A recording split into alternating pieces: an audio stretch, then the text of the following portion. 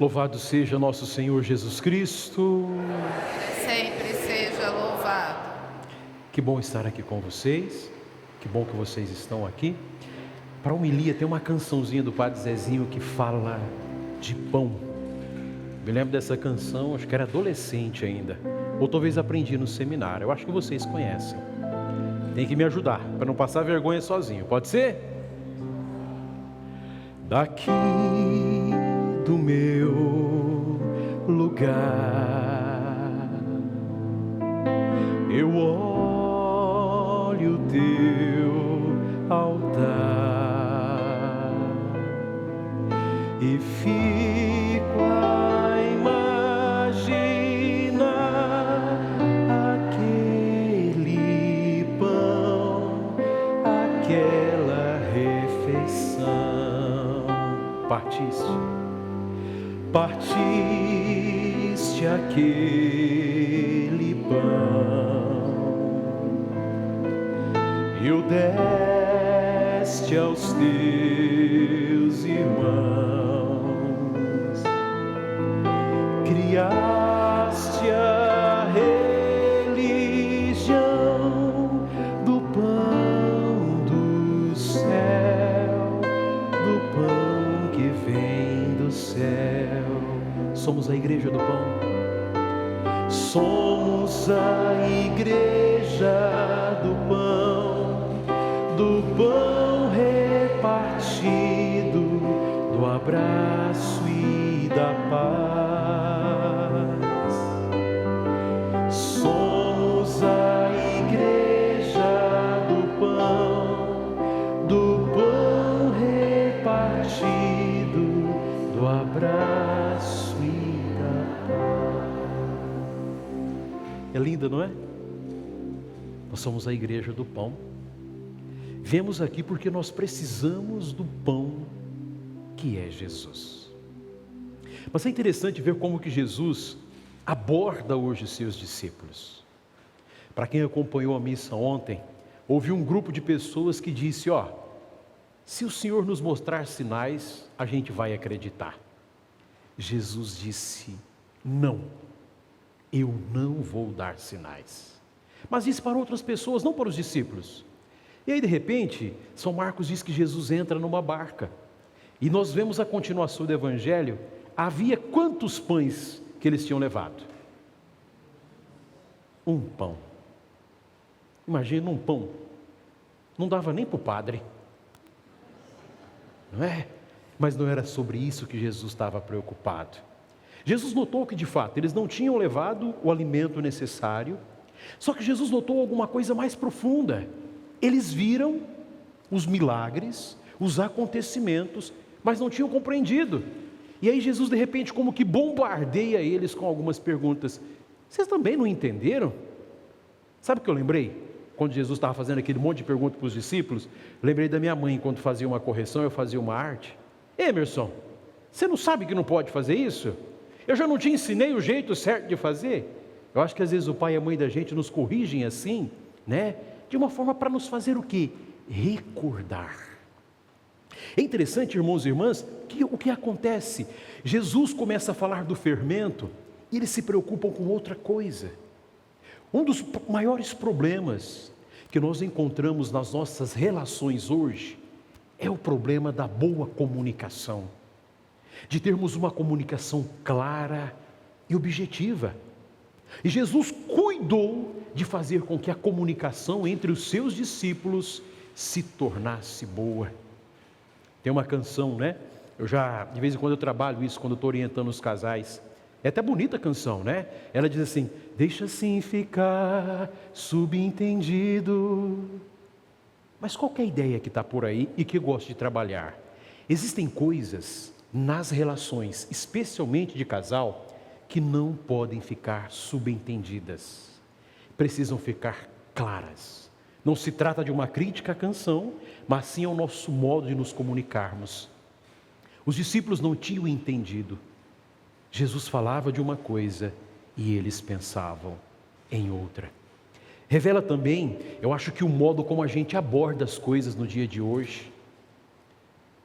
E os professores antigamente, né? eu acho, conseguiam dar aulas um pouco mais profundas. A educação era diferente. Era ou não era diferente?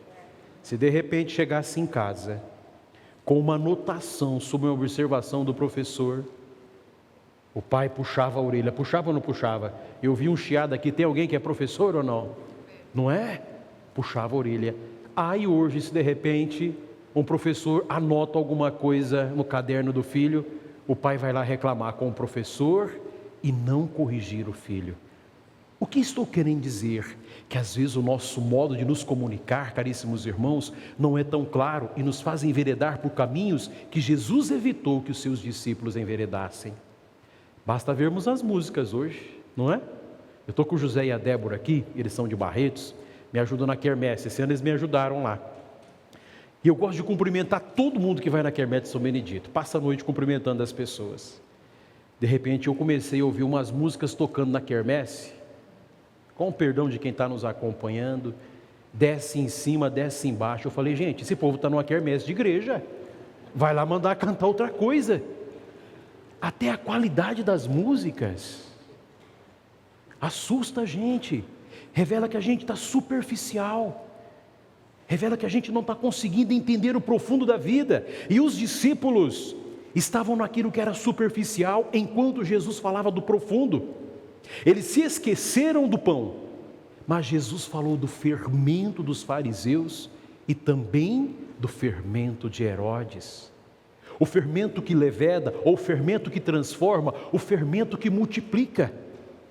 Jesus não queria que no coração dos discípulos se multiplicassem as ideias dos fariseus, que eram ideias egoístas e destrutivas. Jesus não queria que no coração dos discípulos, e não quer também do nosso, que se multiplique o fermento de Herodes. Herodes era um homem mau. O Senhor não deseja que o fermento da maldade se multiplique dentro de nós.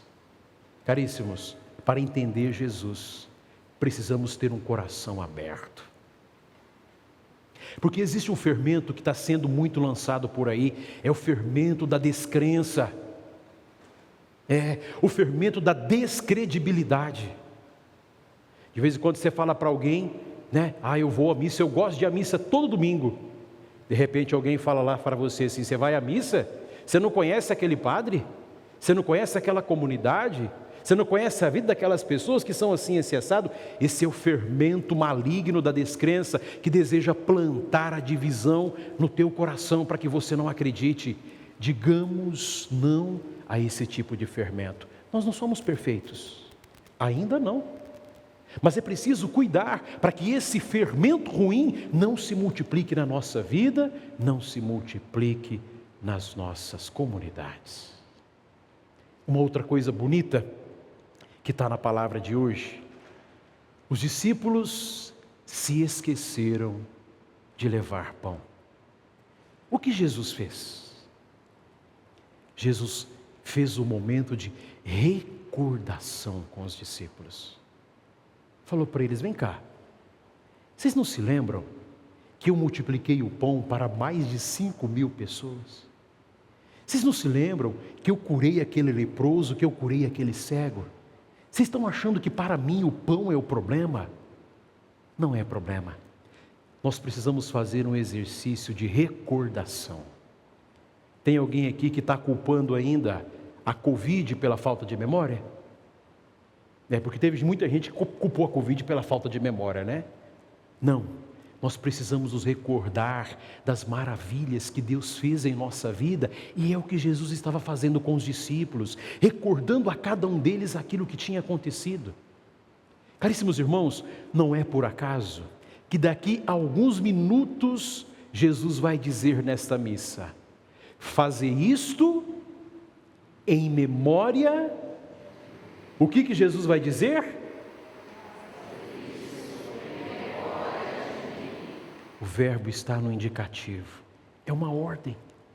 Jesus recorda que você e eu, que nós façamos a Santa Missa, a Eucaristia, esse encontro, para não nos esquecermos das maravilhas que Deus fez em nós, que Deus faz conosco. É por isso que você vai à missa todos os domingos e alguns de vocês participam da missa diariamente.